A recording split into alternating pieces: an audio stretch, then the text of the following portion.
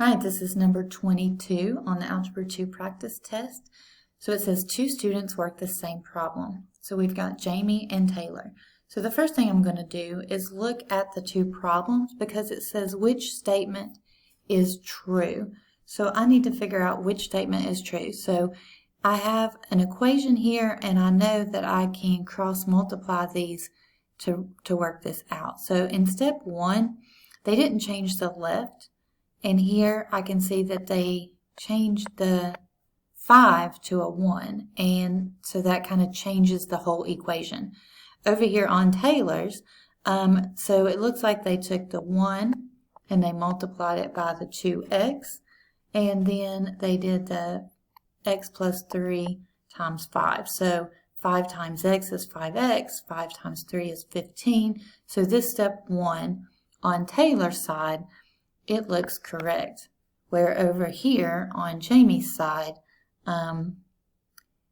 they didn't rewrite the problem or anything. All they did was change a number, which you cannot do.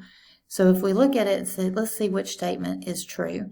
It says Jamie is correct, or Jamie is right, because the number 5 in the numerator and the 5 in the denominator will simplify to 1.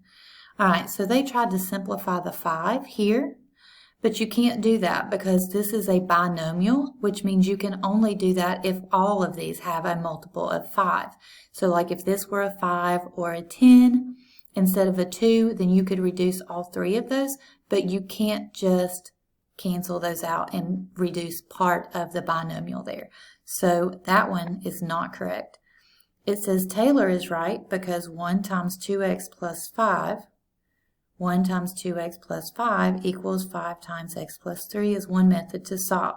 So this one looks correct right now, but let's read the rest of them.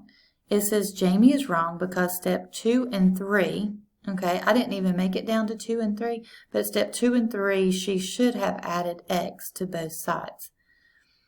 All right, so in step 2,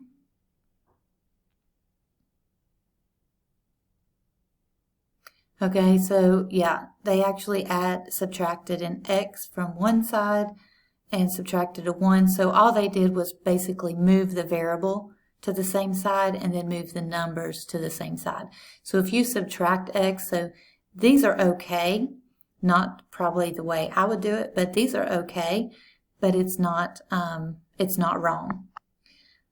All right, so Taylor is wrong because steps 3 and 4, he should have divided both sides by -10.